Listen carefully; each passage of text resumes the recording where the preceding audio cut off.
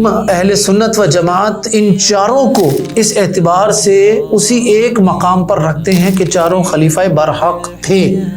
ہیں، قیامت تک یہ ترتیب ہماری ایسی ہی رہے گی۔ یہ سمجھ لیجئے کہ کسی ایک صحابی کی پہچان اگر ایک صفت ہے، ایک خوبی ہے، تو وہ صفت اس کی پہچان ہونے کا یہ مطلب بالکل بھی نہیں کہ وہ دیگر صحابہ میں وہ خوبی نہیں پائی جائے گی۔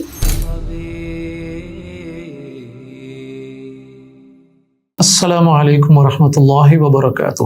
اعوذ باللہ من الشیطان الرجیم، بسم اللہ الرحمن الرحیم۔ شیخ الاسلام ابن تیمیہ رحمہ اللہ کی معروف کتاب العقیدۃ الواسطیہ میں صحابہ کرام رضوان اللہ علیہم اجمعین کے حوالے سے جو عقائد پر مبنی جو ہم گفتگو کر رہے ہیں، اس حوالے سے ہماری سابقہ گفتگو صحابہ کرام رضوان اللہ علیہم اجمعین کے حوالے سے ایک عمومی فضیلت، مقام اور مرتبے اور منقبت پر مشتمل تھی۔ پھر اس کے بعد سیدنا ابو بکر اور سیدنا عمر فاروق کی علی الاطلاق فضیلت کا بیان تھا، اور اس کے بعد سیدنا عثمان غنی اور سیدنا علی کے مابین جو ایک فضیلت والا پہلو علماء کے درمیان میں مختلف فیہ تھا، اس کے حوالے سے ایک مثالی اور معتدل خوبصورت موقف کو بیان کیا گیا۔ آج ہم جس پر بات کرنا چاہیں گے وہ موضوع شیخ الاسلام ابن تیمیہ رحمہ اللہ اس طرح بیان کرتے ہیں: لیکن التی یدلل فیہا مسئلۃ الخلافہ۔ اگر کوئی شخص سیدنا عثمان غنی کو سیدنا علی پر مقدم رکھتا ہے، یا کوئی شخص سیدنا علی کو سیدنا عثمان غنی پر مقدم رکھتا ہے، تو ان دونوں موقف رکھنے والوں کو ہم گمراہ نہیں کہہ سکتے۔ لیکن خلافت کے حوالے سے جب بات آئے گی، اس پر جو شخص بات کرے گا تو یہ اس کا موقف گمراہی پر مبنی ہوگا، تا وقت یہ ہے کہ وہ خلافت میں اسی ترتیب کو برقرار نہ رکھے جس ترتیب سے یہ خلیفہ آئے ہمارے پاس، ابو بکر، عمر فاروق، عثمان غنی اور علی، یہ اسی ترتیب سے ہمیں چلنا چاہیے۔ اس میں شیخ الاسلام ابن تیمیہ رحمہ اللہ نے ایک بات تو یہ کر دی۔ دوسری بات یہ بیان کی کہ ہمارے معاشرے میں روافض کا جس طرح موقف ہمارے سامنے آتا ہے کہ وہ خلیفہ بلا فصل تھے سیدنا علی رضی اللہ عنہ، تو اس موقف کا بھی رد ہو گیا کہ بھائی ہمارے پاس تو ایک متفق علیہ عقیدہ ہے خلافت کے حوالے سے۔ تو شیخ الاسلام ابن تیمیہ رحمہ اللہ بیان کرتے ہیں: وَذَلِكَ أَنَّهُمْ يُؤْمِنُونَ۔ کیا خوبصورت اور کیا کمال کے کلمات ہیں، انتہائی سادہ، کوئی ہیر پھیر نہیں ہے، کوئی کسی کی توہین نہیں ہے، سب کی عزت، تکریم، تعظیم اسی ترتیب سے ہے جس ترتیب سے رسول اللہ صلی اللہ علیہ وسلم نے ہمارے سامنے رکھی۔ فرماتے ہیں: وَذَلِكَ أَنَّهُمْ يُؤْمِنُونَ أَنَّ الْخَلِيفَةَ بَعْدَ رَسُولِ اللَّهِ صلی اللہ علیہ وسلم ابو بکر وعمر ثم عثمان ثم علی۔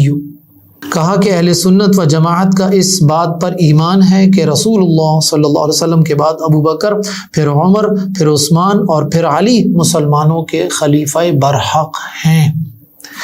شیخ الاسلام ابن تیمیہ رحمہ اللہ کسی ایک کی خلافت کے حوالے سے بھی، بات صرف سیدنا علی کی خلافت کی نہیں ہے،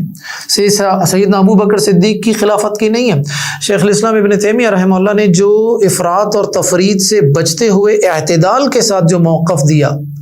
ہم اہل سنت و جماعت ان چاروں کو اس اعتبار سے اسی ایک مقام پر رکھتے ہیں کہ چاروں خلیفہ برحق تھے، ہیں، قیامت تک یہ ترتیب ہماری ایسی ہی رہے گی۔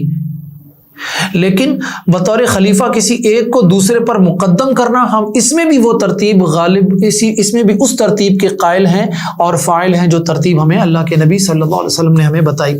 فرماتے ہیں: وَمَنْ طَعَنَ فِي خِلَافَةِ أَحَدٍ مِّنْ هَؤُلَاءِ فَهُوَ أَضَلُّ مِنْ حِمَارِ أَهْلِهِ۔ ان میں سے کسی ایک کی خلافت میں طعن زنی کرنے والا اپنے گھر والوں کے گدھے سے بھی بڑھ کر گمراہ ہے۔ یہ ایک ادبی اور معنوی تعبیر ہے گمراہی کو بیان کرنے کے لیے کہ بھئی کسی ایک کا موقف بھی اگر اس حوالے سے یہ ہے کہ وہ خلیفہ نہیں ہے یا امیر المومنین نہیں ہے، تو اس کا موقف کلی طور پر غلط ہے، کسی بھی اعتبار سے اس کی تائید نہیں کی جا سکتی۔ جزوی طور پر، تاریخی طور پر، واقعاتی طور پر حقائق جو بھی ہوں، اختلافات کے ہوں، قتال کے ہوں، باہم لڑنے جھگڑنے کے ہوں، سب کچھ کے باوجود سیدنا ابو بکر صدیق، سیدنا عمر فاروق، سیدنا عثمان غنی اور سیدنا علی رضی اللہ عنہ، یہ چاروں جو خلفاء ہیں ان کی خلافت برحق ہے۔ تو آئیے اگر ہم ان جو اس ٹاپک کو اگر ہم سمرائز کر دیں تو سب سے پہلی بات تو ہم یہ سمجھ لیتے ہیں کہ خلفاء اربع کا تعلق صحابہ کرام رضوان اللہ علیہم اجمعین سے ہے۔ نمبر 2، امت میں انبیاء کے بعد بالترتیب سب سے افضل بھی یہی چاروں صحابہ اسی ترتیب سے ہیں۔ نمبر 3، چاروں خلفاء کی موجودہ ترتیب فضیلت بھی اسی طرح ہے۔ اچھا، یہاں پر ایک بات میں ذکر کرتا چلوں کہ اس کا یہ جو فضیلت دی جا رہی ہے یہ فضیلت علی الاطلاق نہیں ہو سکتی۔ مثال کے طور پر ہم نے کہا ابو بکر اور عمر اللہ کے نبی صلی اللہ علیہ وسلم کے بعد سب سے زیادہ افضل ہیں، لیکن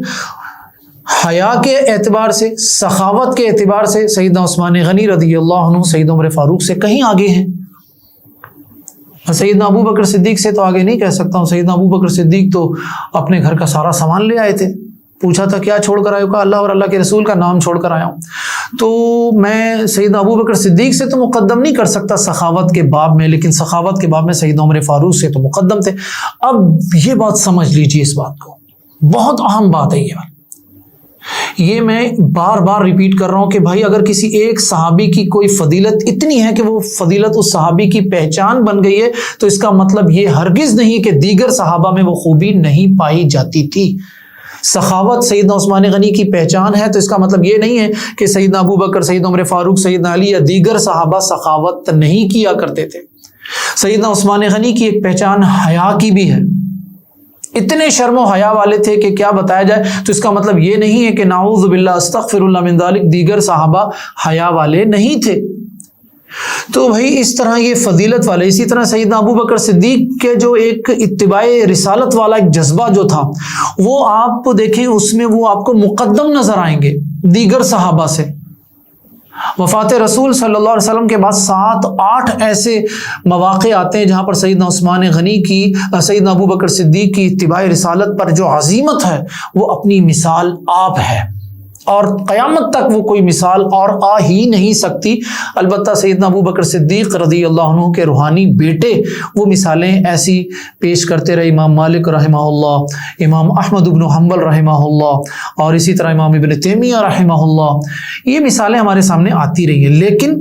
یہ سمجھ لیجئے کہ کسی ایک صحابی کی پہچان اگر ایک صفت ہے، ایک خوبی ہے، تو وہ صفت اس کی پہچان ہونے کا یہ مطلب بالکل بھی نہیں کہ وہ دیگر صحابہ میں وہ خوبی نہیں پائی جائے گی۔ 5ویں چیز، خلفاء اربعہ کی خلافت برحق ہے، ان میں سے کسی ایک کی خلافت کی مخالفت کرنے والا گمراہ ہے۔ سیدنا عثمان و علی کے زمانے میں ایسے واقعات رونما ہوئے تھے کہ جس کی فہم کے لیے حقیقت میں یہ کہا جا سکتا ہے کہ منہج سلف صالحین کی بہت زیادہ ہمیں ضرورت ہے۔ میں آپ کو اس کی ایک چھوٹی سی مثال بھی دوں گا۔ اگر منہج سلف صالحین کے موقف کو سامنے نہ رکھا جائے تو یقین کریں افراط اور تفریط سے شکار ہونے سے کوئی نہیں بچا سکتا۔ میں آپ کو ایک چھوٹی سی مثال دیتا ہوں کہ صحابہ کرام کے مشاجرات کے حوالے سے صحابہ کا اپنا موقف کیا تھا۔ اکثریت صحابہ کی خاموش تھی، یہ ان کا منہج تھا۔ ہمیں آج بھی یہ منہج سمجھ نہیں آ رہا کہ جن لوگوں کے سامنے ان کے بھائی یہ آپس میں سیاسی، فقہی، معاشرتی اجتہاد کی بنیاد پر اختلاف کر رہے تھے، وہ خاموش دیکھ رہے تھے، تو گویا کہ انہوں نے خاموش رہ کر ہمیں یہ پیغام دیا، یہ منہج دیا کہ بھئی آپ لوگوں کو قیامت تک ان موضوعات پر خاموش رہنا چاہیے۔ اچھا، یہاں پر یہ بات سمجھ لیجئے کہ سب سے افضل ترین جو منہج ہمیں صحابہ نے دیا خاموشی کا، وہ بالکل، لیکن اگر کہیں ضرورت ہے تو اس میں یہ کیا جائے کہ جو روایات ان واقعات کے حوالے سے ہمیں ملتی ہیں ان کو اسی طرح بیان کر دیا جائے، اس سے اپنے من مانے نتائج اخذ نہ کیے جائیں، ان کے تجزیات نہ کیے جائیں، کیونکہ ہر روایت کے پس منظر میں کوئی نہ کوئی صحابی ضرور موجود ہے۔